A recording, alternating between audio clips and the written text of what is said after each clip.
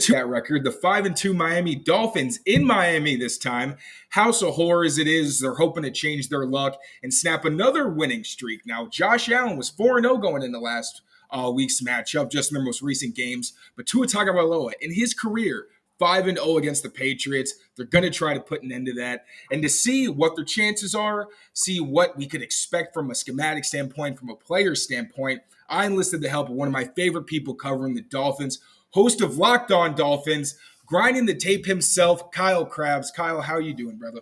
Taylor, it's good to catch up. Never fun for game week when we have to be on opposing sidelines from afar and virtually, but I'm excited to chop shop a little bit here with you, and we're doing good. Absolutely, brother. So there's been a lot of talk around the injury report with the Dolphins. Yesterday, Tyreek Hill's not playing Sunday. Today, he is playing, and Jalen Ramsey slated to make his debut. So what's the situation with the Miami Dolphins skill players? Raheem Mostert, another guy, didn't participate yesterday, was limited. Who do you expect to play that's kind of questionable right now, and who do you think might not show up? I would expect Tyreek Hill to play. I know from what I had heard from me reaching out to some folks, it doesn't sound like that's anything more than a very minor issue. It's not a structural issue or anything like that. And he was back at practice, and that whole domino effect of that speculation is kind of the perfect embodiment of like sports media these days in general, where Tua is asked an ambiguous, like hypothetical question and he answers it. But at the end of it, he says, at some point we'll get Tyreek Hill back. And everybody heard that and freaked out. And it was Mike McDaniel talked before practice. It didn't talk about it. So then he doesn't practice and you can't ask him because he didn't practice. And then Ian Rappaport quote tweets it and says, this doesn't sound promising. And everybody's just like, SiriusXM radio this morning is talking about how Tyreek Hill's questionable for the game. And then practice comes and Tyreek Hill's there and he's dancing around and he looks fine. And he said he's ready to go. Now, Xavier Howard last week ahead of the Philadelphia Eagles game said in the locker room on Friday, he practiced with a groin issue just on Friday. And he said he was ready to go. And then he did not play. Now, the Dolphins are pretty conservative with injuries at this stage. I think the record and where they're at and how the season ended last year with injuries that lingered and kind of derailed that season late, they are pretty mindful of that. But I would expect Tyreek Hill to play. I would expect Xavier Howard to play. Raheem Mostert, I expect to play. He's had a few like vet rest days with injuries already this season. Alec Ingold, I expect to play. The big questions for me are Javon Holland, who's currently in concussion protocol. Now, he did practice today with a non-contact jersey. That's about as far as ahead of schedule as you can possibly be with concussion protocol and clear it in order to play in the game. And then Connor Williams at center has been a player who has been lobbying to Mike McDaniel to play the last few weeks. They have held him on ice. Now they lost their starting left guard in Isaiah Wynn to injured reserve, which is something I know Patriots fans are very familiar with. I'm curious if that is a prompt to take Connor Williams off of ice, because now you probably have Lester Cotton as the starting left guard. And the stability there would be helpful. So Javon Holland, concussion protocol, Connor Williams with his groin issue, and then obviously Jalen Ramsey, who they have not activated a roster spot for yet, but has been practicing for 2 weeks and taking first-team reps with defense this week. We'll see if they want to get him back into the swing of things or not. And when Jalen Ramsey does come back, whether it's this weekend or in the future, how do you expect him to be deployed? Is it going to be a situation where one guy plays the boundary, one plays the field, left or right? How's that going to work? So they have played left and right corners, and they have not traveled, really. The only player who's traveled is Kader Kohu when they've had Eli Apple available.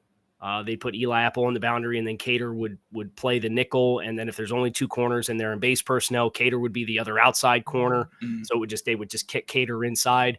The two games that they've had to play this year where they have not had one of their other outside corners, and it's been Kader's been an exclusively outside player, was against Buffalo and against Philadelphia, and it was disastrous both times. I would expect that Jalen Ramsey and Xavier Howard will just be your left and right corners. And Kader Kohu will be your nickel when you get into sub packages, because that's where he's been at his best. That's where he was at his best last year as well. Any schematic tweaks you think? Because obviously it's the Fangio system. They mostly do a lot of the zone stuff. Do you think maybe a little more man since you got so many guys that can hang? I do. I think physicality at the catch point has been a big problem for the Dolphins, and whether they're playing their tight third, cover 3 or 9 when they rotate weak safety, or they try to go man to man, contesting at the catch point has really left a lot to be desired, and getting another big physical corner like Jalen Ramsey, I think it does free up. And Vic Fangio kind of alluded to that during his press availability earlier today. He said, your corners change how you can call your defense. And expecting to get Jalen Ramsey, I think you could see an even more aggressive version of this defense. They haven't blitzed a ton. They're getting a ton of pressure on opposing quarterbacks, whether it's simulated pressures or rushing 4, or when they do blitz, it's usually with 5.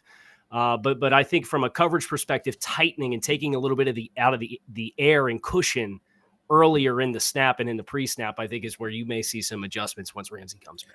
This is supposed to be like 2 questions, but you keep giving me stuff I got to ask. You're making some good points. So now I got to throw, because I was looking at the blitz percentage. They don't blitz a lot. Yeah. But first time they blitz, I think 30% was against Mac Jones, of course. And then in the past 2 weeks, they've hit the 30% mark. So is there a pattern there? Are they getting more aggressive, like you said, recently? Is that more of just a game plan kind of situation? What's the deal there? I think it is a little bit of a game plan situation. Okay. I do think, especially with Philadelphia, they got burned the last 2 times they played like big time quarterbacks with Justin Herbert and Josh Allen, with being, I think, a little too passive with some of their zone match stuff and just trying to play it out and play coverage and rush with 4. And for as good as the pass rush has been, everybody's still kind of new at this. So you're leaving room for late passing routes off, or late communication, or a miscommunication. And while the pass rush has been active, there's too much air on the back end. Right. So I think, especially against Hurts this past week, they wanted to try to speed that process up a little bit, just because the last 2 times they'd gone against those plus quarterbacks, they'd really paid for it in one way or another. Yeah, similar thing to the Patriots. They used a ton of cover 0 because they're like, we're just going to force you to make one read. Don't want to give you too much time. So last thing I'll ask you, Bill Belichick kind of brushed the question aside, or his scouting report aside. You know how he'll start the week and talk for like 15 minutes about a team that's won 1 game. Not the case with the Dolphins, but he basically just said they're pretty much the same team. Is that how you see it as well, or are there some significant changes that people need to expect before we head into this matchup? I think offensively you'll get a lot of the same stuff. The misdirection, the pre-snap motion, trying to force miscommunications, the speed on the perimeter will still be there. Defensively, I do think this is a little bit of an improved unit from the last time that they played. I know the last time, coming into week 2, you're talking about how the Dolphins gave up 233 rushing yards to the Chargers and big time questions there. And it was week 2 of a new system. And we'll get into some of that with some of the film clips, or at least one of the film clips that I have, as far as Miami and how the personnel has kind of taken to the scheme a little bit more. But you'll have Jalen Phillips back at 100%, and he did not play in week 2. He tweaked his back on Friday's practice going through walkthroughs. I know Van Ginkel was really good in that game week 2, but Jalen Phillips Hall of Famer in that game. A little bit of a different animal. It was a good audition for his free agency at the end of the year. There you go. Bradley Chubb has probably turned in his 2 best games as a Dolphin since the trade deadline. The last 2 weeks, he's been very, very active. We've alluded to some of the health on the back end where they may be getting healthier, so that does change some dynamics. So I think offensively, what you saw is really what you're going to get. I think defensively, they have the ability to give you a bigger menu because they're more experienced and they have some guys back. Andrew Van Ginkel, if he doesn't get re-signed by the Dolphins, he's going to be a Patriot. Mark my words. 100%. Like he's got everything. He's beaten the Patriots. He's versatile, everything. But for now, it's not about Van Ginkel. It's about the offense. So you've got a clip for us, some red zone offense. Break it down, please, and thank you. Yeah. So we have the first clip that I have is low red zone against the New York Giants. And how do I bring it on? I think that's my responsibility. There we go. Perfect. Okay. And this should look familiar for Patriots fans. I'll let it run once, and then we'll kind of like pick our way through it. This backside, the 2-man concept is exactly what the Dolphins ran against the Patriots for that touchdown right before the end of the half on the 2-minute offense drill, where they take the speed motion out with Durham Smythe, and they're looking for you to pass off an exchange and create leverage if your outside defender is going to run with Durham Smythe and give Tyreek Hill outside leverage to run that little just hook route that he runs and scores the touchdown. Now, the Giants give you the adjustment. because they don't run the point man. And you could see the corner who's pressed up on the line of scrimmage at the bottom of the screen, he has outside leverage in press coverage. So they're not going to give it back that same route and give with the motion the leverage that the Dolphins are looking for. So you can see Tua, kind of quick game footwork, a shuffle one. He's looking to either throw back shoulder to Smythe or looking to throw that hook route to Tyreek Hill. The Giants did a really nice job with their communication to pass it off. So Tua then works his eyes to the three-man side. He's looking. I don't know if wouldn't say he's late, but he looks for the cross to Alec Ingold, and you obviously have zone coverage where you have a lot of congestion in the middle of the field. It's so frequently known. That's where this offense likes to attack. And then this is where I kind of wanted to expand. It's a bigger thing for Tua this year than what it's been in years past. Some of the outside of structure stuff. You think about the 3rd and 10 that he hit down the field to Tyreek Hill on 3rd and 10 in the final 5 minutes of that football game. You think about against Philadelphia, he got outside the pocket and hit a back shoulder throw to Cedric Wilson along the sideline. Against Carolina, they caught him in the low red zone with a cat blitz, and they ran naked off of it, and he actually got outside of Dante Johnson, and it successfully hit another touchdown pass to Jalen Waddle. So for Tua to get outside of structure here and just kind of let this thing play itself out, he's outrunning Kayvon Thibodeau. So it is something where it's not been a huge strength of Tua's game, but if you're able to successfully leverage on the front side, you're getting a little bit more of outside of structure creation from Tua this year, that being able to get outside the pocket. And then obviously with the speed, once you match, whether you're playing man or zone, at some point in every zone concept, you're going to stick on somebody. It's going to be man. Right. And at that point, with the speed, especially when you have 10 on one side of the field and then you have 17 on the other side of the field, it's really hard, no matter what way it ends up breaking down, to feel like you have a lot of confidence you're going to stick with him. And, this is one of 2 touchdown passes that Jalen Waddle caught outside of structure in those 2-week stretch. So this was just a good example for me to look back on. The initial side, the two-man side, was the concept that the Dolphins scored the touchdown against the Patriots at the end of first half. And then just a quick look at how Tua Tagovailoa is giving a little extra element to his game and how the Dolphins personnel is able to do it, especially in the red zone where things get so tight and congested, and New England had some of the success that they did in week 2. Right. When you mentioned the scramble drill, now 2 big things for the Pats. They're getting Josh Uche and Keon White back this weekend. So last week, they kind of lacked some athleticism on the edges.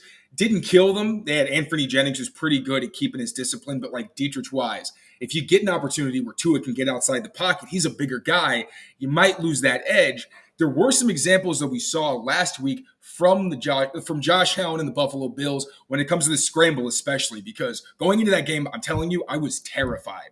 I'm thinking Josh Allen never makes mistakes. It's good Josh Allen anytime he plays the Pats. And the scramble always kills him. But last week, they finally got it under control. But before we break that down, got to pay those bills, throw it over to our friends at Fanduel, and we'll be right back. To action this NFL season with Fanduel, America's #1 sportsbook. Right now, new customers get $200 in bonus bets guaranteed when you place a $5 bet. That's $200 in bonus bets, win or lose. If you've been thinking about joining Fanduel, there's no better time to get in on the action. The app is so easy to use. There's a wide range of betting options, including spreads, player props, over-unders, and more. So visit FanDuel.com/Boston and kick off the NFL season. Fanduel, official partner of the NFL.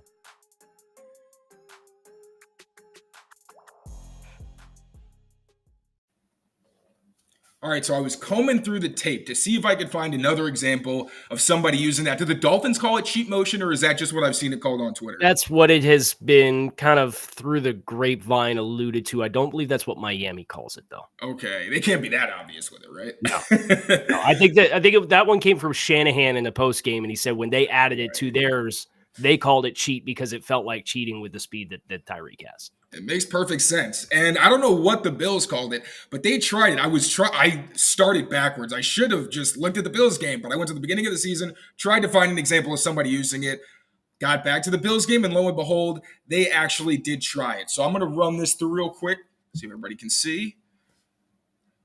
And we'll get to that in a second, but you can see the same thing that they saw against the Dolphins where you got the inside guy running the out route, And then you've got the person on the wheel, just kind of turn it upfield. Like you said, probably a possibility for that back shoulder. And like we mentioned last time, the scramble drill, they actually did a solid job. Now, the pass rush did a better job actually getting to Josh Allen and stopping it, but break this down real quick. So, using new technology here. All right, so I was trying to see if they would use something like the Giants, where the biggest issue last time was that they had Kyle Duggar and Christian Gonzalez, but the motion basically had Duggar ending up on Tyreek Hill in man coverage and then Christian Gonzalez covering that back shoulder. But here, odd decision, the Bills decide to go with 2 tight ends. So then you're going to get Marte Mapu right here and Jabril Peppers right here. They're going to decide that they're just going to pass this off, which is similar to what we saw last time. Also a little different because they're further from the goal line than they were when it was Tyreek Hill, so they just kind of had their feet planted. But you see here, they're actually going to give it depth. And one more thing, I kind of noticed they didn't have any example, like I said, where they just have somebody pressed up on the line, but the closest thing I saw was Anthony Jennings right here. So you're going to see him on the line of scrimmage, have him circled. And it's not going to be a lot, but he's just going to subtly act like he's going to jam, and you're going to see the tight end have to react to it and kind of throw a move, and it slows him down. So see that right here? It's not a lot, but you see Anthony Jennings do a little something, and then the tight end thinks he's got to wave him by, doesn't. Helps Jabril Peppers get in position. I like your solution better, and I'm hoping that that's what we see, where they just have the leverage and they stick to it with tight coverage. But the closest thing that we've seen so far is that, yes, they're probably going to try to pass this off with the inside and the outside guy. But then you see pressure gets home quickly. Josh Allen has to scramble. They do a solid job on the back end, actually stopping him from turning that into a big play. So, like I said, I'm really hoping that they stick with your strategy because I don't like the idea of passing it off. It's difficult in that example because it's 2 tight ends. It's not the thing where you get a fullback and a wide receiver and you're not sure how they want to pass it off. But, that's as close as we have on tape to seeing how the Patriots have adjusted since then. But going on next here, you got something else from the offense for us. Yeah, so this was from Sunday Night Football against the Eagles, and this is second half. You're trying to build some momentum and get into the end zone. It's 17 to 10 at this stage. Okay. You have an opportunity to tie the game. And this is 3rd and 3 from the Philly 21 with 4:20 left in the third quarter. And there's 2 focuses here before I let it run. The first is the left side of the offensive line. We alluded to Lester Cotton's going to be your left guard, most likely playing in this game. And the Eagles hit you with a twist stunt. And this was the same twist stunt that the Eagles hit Miami with on Miami's second possession when it was 3rd and 12, and they threw a touchdown pass to Tyreek Hill, but Lester Cotton was called for a holding penalty, and it called that touchdown back off the board. They don't sort it out any better this time. But what Tua Tagovailoa does with a free runner, and there's a nice kind of parallel with the rep that you just had with Josh Allen with interior pressure kind of bearing down on you quickly, anticipating out of the formation where – do I have the right clip? I do have the right clip, yeah, because they go eat out of the backfield. I was just expecting there to be Trips bunch. So they run it out of the backfield to the 3-man side. Tyreek Hill inside releases here, and he just kind of runs that basic in route. And Tua with the twist right in his face. Really good anticipation to put the ball on him. Tyreek Hill drops the ball, right? So everybody looks at the stat line for Tua in this game against Philadelphia. I have a feeling it would probably look a lot different if Lester Cotton did have a touchdown pass called off the board for holding. And if Tyreek Hill holds on to this one, and Tyreek Hill on his podcast, It Needed to Be Said, alluded to, I kind of joked about it a little bit. It said, I was thinking about the next touchdown celebration I was going to come out, and that's why I dropped that football. The back end look gives you a really good look at it, where you run the twist stunt with Milton Williams and Josh Sweat. Josh Sweat, awesome player. You could see Lester Cotton really overcommitting here. The outside press from 93, and he has to DB speed turn to try to get back onto the body of Josh Sweat, who's one of the better NFC pass rushers. It's not going to work, right? So it's a good thing for Tua Tagovailoa. He takes his quick game footwork, another shuffle 1. You see a lot of shuffle 1 and 3 for his footwork so that he's lined up to throw very quickly. But for him to get lined up to throw, you could see Josh Sweat's bearing down on him. But when you wind it back and look at this from the wide, it gives you an appreciation for where Tua breaks his hands off the ball and is committed to throw. He's committed to throwing this right here.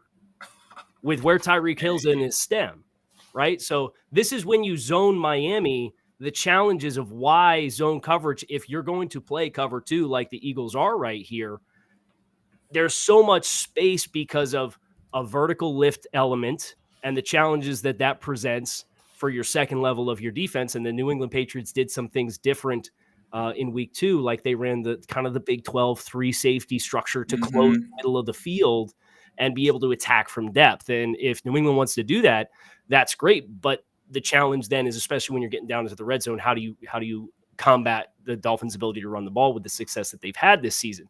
But this is just a really good look at a protection issue that New England's going to come out at, and they're going to say, we're going to try to scheme some pressures at this left guard and try to force miscommunications with him being in there, based off how Philadelphia was able to hit him successfully down near the red zone on consecutive touchdown opportunities. And then from Tua's perspective, how he mitigates this is the quick game footwork and the anticipation that he has to very quickly be able to get through kind of this mugged up pressure look and be able to process where leverage is working, who is dropping out, where I have space, and where I can throw the football. I don't think a mug look is a very good idea against the Dolphins for the most part. But if you're going to drop into a zone and have that much ground to cover, I remember I asked Juwan Bentley, especially because I was thinking these intermediate in-breakers, especially if there's any kind of run action at all, but even just with Tua's eyes, he's so good at creating those pockets and just widening the field and giving these guys so much space to work. And I was like, yeah, so how do you actually defend that when it's to his anticipation? Like if you watch JT O'Sullivan, he just draws like the capital A all over the screen because it's incredible. He's throwing it well before the break. And he said, basically, you just have to not over pursue. You can't read his eyes and just fly there. You kind of have to have some level of understanding, okay, this is where I'm supposed to be. And you can't jump those things. But regardless, it's very hard. And you mentioned the line games. Usually that's the Patriots' bread and butter. And that's what they used when they played the Dolphins the first time around because they had Matt Judon. Josh Uche was still kicking.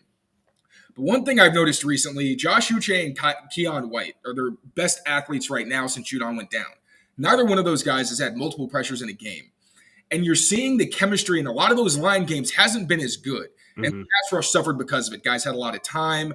The Patriots have had to rely on a lot more blitzes. But against Tua, you can see if you're going to blitz him and like kind of play that umbrella coverage that they like to play when they go cover 0, there's still the risk of giving these guys a lot of space. So what my theory is I think they're going to try to play more coverage and rely on their guys up front like Dietrich Wise and Christian Barmore to win. I mentioned Christian Barmore because this is basically just going to be me geeking out real quick because he's had a few really good games. Like he's battled injury most of his career, didn't have a lot of opportunities to become the well-rounded player we thought he could be. Been much better as a run defender, but here we're going to see how dominant he can be as a pass rusher. So it's a similar position where you have not a depth player, but here it's Osiris Torrance, who's a younger guy. You're going to see how quickly Christian Barmore is able to win. It's going to be in slow motion, but doesn't take long at all. Josh Allen just gets to the top of his break and then gets flushed from the pocket. Now, of course, this isn't easy against a guy like Tua, who's going to get the ball out so quickly in most situations that you're not really going to have a chance to get to him anyway, even if it's long yardage. But the key in this game for the Pats is going to be to get the Dolphins off schedule. Because if they're working with, 2nd and 5, 3rd and 5, the way I see it is they turn any situation, they kind of bring it down a notch. So is it 3rd and extra long? It's really 3rd and long because the receivers are fast enough to get downfield in a hurry. And then again, with Tua's anticipation and his ability to get the ball there so quickly, it just always puts you in a tough situation. So you got to force him to hold on to the ball for another second, whether that's disguising coverage, creating these longer yardage situations. And again, you see from Christian Barmore, if he's got just enough time, the impact he can make, just bench presses Osiris Torrance off of him right here. Eyes up, looking at the quarterback. Disengages. Chases him down. And then you see, they don't have the crazy athleticism without an Uche or a Keon White or a Judon, but it's enough to still get the hand up in Josh Allen's face, force an accurate throw. So, like you said, Tua's added that extra dimension to his game where he can get out of the pocket, he can make plays. So that's still going to be important, but being able to get that quick pressure is going to be huge if, again, the coverage can hold up on the back end. And you saw that a few times in their last matchup where they maybe disguised something or dropped somebody in a lane where Tua wasn't expecting, and it gave the pass rush that extra split second to get there, Got to play a married style of defense, though, with as good as they can be for the Dolphins offense. So now I know you got something on the defensive side of the ball. One of my favorite linebackers in the game. I'm ashamed to say it because he is a Dolphin, but let's see what you got for us. David Long. Yeah, speaking of complementary defensive efforts, this is kind of a good embodiment of Miami and kind of the light bulb coming on. I know some of the questions for Miami from a personnel standpoint, they're in their base personnel here, which you don't get a ton of. They're really in nickel probably 65, 70% of the time. But when they do come out, I do think this is their best personnel group with who they have right now, regardless of whether Jalen Ramsey plays or not. And the question was, you have these two 225-pound rangy linebackers playing in a light box system with the two high safety shells to try to limit the explosive plays. And they run a lot of cover six. So they stay in those two high shells quite frequently with split field zone match coverage. They play quite a bit of cover 9, which is their weak safety cover 3 rotation, where they do get the extra hat in the box, but he's coming from 12 yards of depth. These linebackers, it's taken a little while for them to kind of get a feel for fitting the run, understanding where there's leverage, understanding when they have help from a nickel player on the outside or when they have help coming from depth, and they can be aggressive and really attack blocks. But this rep from David Long, he's going to get challenged by tight end number 89. We haven't seen this kind of physicality. And I'd say both Jerome Baker and David Long played their best football game of the season against Philadelphia. 51 down here, absolutely blowing up 89 and helping limit a negative play. So we'll get to see it from the back. But just this quickness of trigger and trusting, you could see they take the front shift. So you have Andrew Van Ginkel, 43, future Patriot perhaps. He's outside leverage here on 89. Christian Wilkins bumps down into a shaded 3-4-eye. Raekwon Davis bumps over to the a one tech, and then Zach Sealer's head up on Jordan Mailata. So you could see David Long, like the responsibilities pretty clearly are dictating David Long has the B gap on this pistol run, and how quickly he processed. I mean, look at him flying out here, right? Like he knows it's time to go.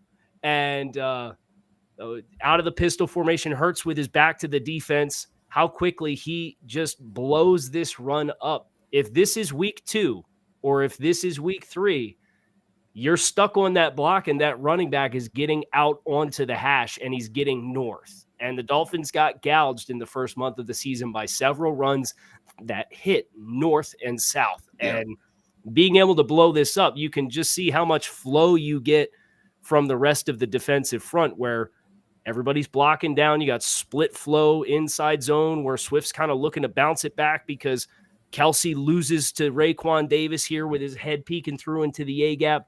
So he knows, hey, I'm going to have to fold out of here and get out the back end and look to follow the slice.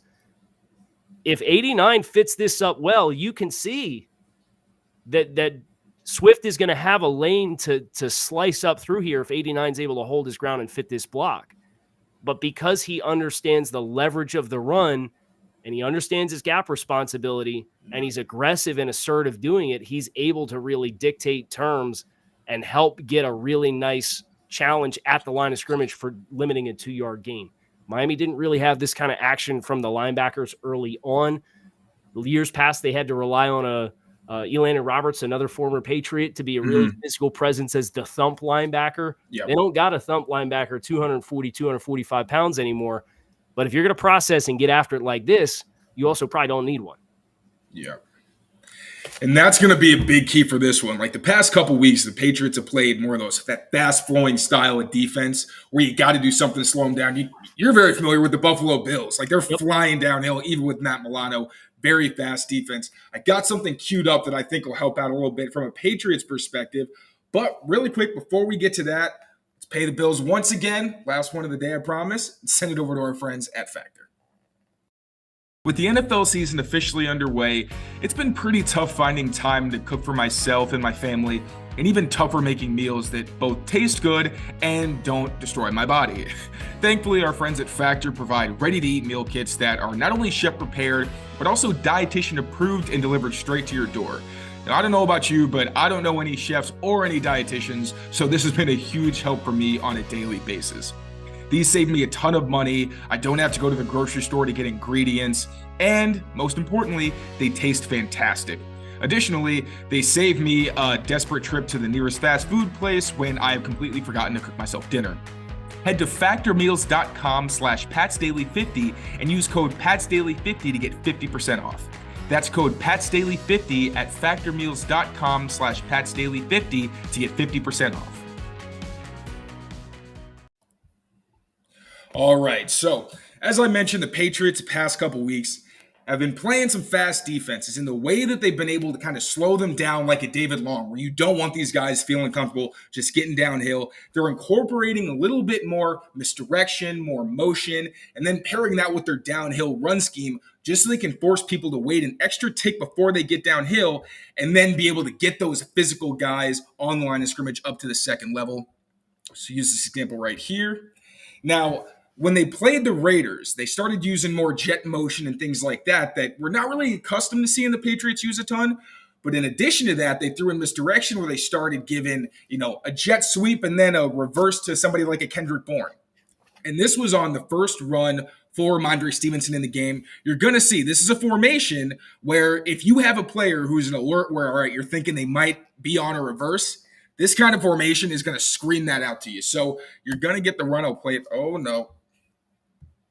Let me get that back one sec. Okay, so I'll run it through one time, but you're going to see the split flow action slows down that second level for the Bills and gives the guys up front a chance to actually make a play there. So real slow first. When I say split flow, basically, it means the offensive line is going one way. As you're going to see, they're going to pretty much try to wash the defensive line down before working their way up to that second level. And then the misdirection element of this is going to come with the sift block from Pharaoh Brown going across, in addition to the reverse action from Kendrick Bourne. Now you can see second level for the Bills. They do try to blitz here. One guy ends up going right to Mike Onwenu, but then Look at the leverage that gives David Andrews to climb up on on the back. I mean, we're vacating backside or front side A to hit backside B because of the jet. That's gorgeous stuff. And that's the thing they're doing is not only does this misdirection and the shifting and everything, not only does it slow them down, but sometimes they end up walking right into a block, as you're going to see right here. And then it's just up to Ramondre Stevenson to make the weak side linebacker miss. Strong side, I guess, here. What's fun is this is really the same play from my clip with just the window dressing of the end around put on the back end of it. And that's it, because they tried doing the outside zone stuff. They had a couple good runs last time they played Miami getting outside, but they got a lot of really big guys in there right now. Like you got Mike Onwenu playing tackle, so it's not ideal when you've got those guys trying to go sideline to sideline. You'd rather have them play to their strengths, get downhill, and create that displacement that way. So I think if they can, it's kind of slowed down. Now, the Bills started to blitz them a lot, and that's something, like we said, the Dolphins did blitz them a good amount. Do you think that's something we could see if the Patriots have success on the ground, that they get more aggressive and say, we're just going to pile up the box and force you to do something else? Yeah, it felt like there were some times early in the season when they were kind of fishing for answers for fitting up the run, was say, we're going to bring a pressure and an extra hat by design anyway, just to try to get a fifth body on the line of scrimmage, whether that's a second level player or a third level player. So, and if it ends up being a pass, then we have an opportunity to match 5-on-5 and hope one of our edge guys wins 1-on-1. So I would not be surprised if that's kind of part of the formula again this time around. And it's nerve-wracking because the Patriots have seen this for a couple weeks now. And then you'd think one of the answers, okay, you just start throwing RPOs into the mix. So if you're going to blitz or get aggressive, you can throw into the vacated area. But the past 2 weeks, a blitzer has gotten right into Mac Jones' throwing area. So it's going to be very interesting to see what kind of solution they have, because if it gets to that point where they want to get the run game and the Dolphins are saying, we're not going to let you do that, do they have the one-on-one guys where they like, where Jalen Reagor just got signed to the 53-man roster? Mm-hmm. Are you going to throw a slant to him when you got either Xavier Howard or Jalen Ramsey out there? Are you going to try to get Demario Douglas involved in the slot? What are you going to do? But that's the chess match. Have you seen any solutions when the Dolphins do get more aggressive? I think when you've had success against the Dolphins, it's been isolating matchups on the outside. And I think that's where the health and availability, if you can throw with anticipation on the perimeter, because again, a lot of times it's either Eli Apple or it's Kader Kohu. There's space. Kohu's was a press man corner at Texas A&M Commerce, who was essentially a nickel player for you for the vast majority of the season last year. So boundary work, especially zone boundary work, is still kind of foreign. You've seen Stephon Diggs, A.J. Brown, those guys running a lot of hitches. You know, they're running vertical routes that they're adjusting based on the leverage. If he keeps pedaling, just sit it down. We're going to throw with the anticipation around the sticks. Things like that have been where teams have been able to circumvent the pressure when Miami does try to be aggressive. So I think that's one of the things that the availability of Howard and Ramsey will be really critical, because if Miami comes in and they have both of those guys, they're probably going to look at the matchups on the perimeter and say, we feel really good leaving them one-on-one, and we're going to take chances, and we're going to try and change the math by having 9 men on the inside and trust those guys to play a little bit more on the outside, versus if you don't have them, then you're probably looking to run more of the cover 6 and the quads and have safeties. So you're diminishing the inside leverage that the corners have to be worried about giving up. And it totally changes the structure of the defense. So I do think the availability of the corners is going to dictate how much Miami can throw mass between the tackles. And for all Mac Jones' early season struggles, I thought he actually played pretty well against the Dolphins. And one part of that was his ability to take advantage of those more ideal matchups against the zone coverages, get the ball out quickly against zone. But we still haven't seen the Patriots consistently have success against a team like with the Saints are a great example, where they can just line up right across from you and say, you can try to throw, but unless you're going to throw some bunches at us, some motion, something to loosen up, we're going to be in your grill all day. They started to take the steps forward, the Patriots, but we need to see if they can actually counter that kind of matchup defensively. We'll see what happens with the availability for the Dolphins secondary. Kyle, thank you so much, my man. I appreciate your time as always. Please let the people know where they can find you and your excellent work this week. Yeah, absolutely. It was a blast. I don't know how many folks listening in might be interested in the Dolphins podcast, but I'm on Locked On Dolphins on the Locked On Network. I do have, along with Joe Marino, who does Locked On Bills, been really close friend of mine. We do Locked On NFL Scouting, which is a show that's dedicated to team building across the league from a kind of 30,000 foot view, kind of front office, roster construction, strategy, salary cap, draft, all that kind of stuff gets rolled in there. So Locked On Network for those. I'm on social media at Grinding the Tape, and certainly hope that we enjoy a entertaining but healthy football game on Sunday, because I know these two teams are a little banged up here, as we're, you guys are a little ahead of us and getting guys back and getting healthy, but these CVS receipts of injury reports are getting a little old. I don't know about you, but a little bit, but I was going to say, you guys are pretty far ahead on roster construction as well. So to be fair, how much catching up is going on there versus like we're just trying to get into the fight? I'm going to put you on the spot real quick, though. Yeah. The Patriots have a top 10 pick. We're hoping that they can turn this thing around, but if they wind up with a top 10 pick, should they go quarterback, receiver, or tackle? Putting him on the spot here, people. How long is Bill in the fray for? Bill's sticking around for another 3 years. Another 3 years? He's got that extension. Mm-hmm. If Bill's sticking around and things are okay with Mac, then I would try to do what the Dolphins did, which is take the quarterback that you haven't really given a fair chance to be successful based on the limited personnel around him. And I would try to build out a cast around him. If you told me you were going to bring in a new coach or anything like that, I would look to quarterback at that point and say, look, let's start this from square one, get everybody on the same page and build. But if Bill's committed to being here for the next 3 years, Robert Kraft's committed to making that happen, look, that's going to bring you through to a decision to make on Mac Jones with his rookie contract. I would take that pick if that was the case and try to have an honest conversation about what he does well, what you have that complements what he does well, who can be a force multiplier that draws out a greater impact for the things that he does well, and go get that player. There's your endorsement right there. Locked On Draft. Check him out. And if you can stomach the Dolphins content, he's got plenty of great stuff there. Kyle, thank you so much. Thank you all so much for watching. Take care of yourselves. Take care of each other. And we will see you next time.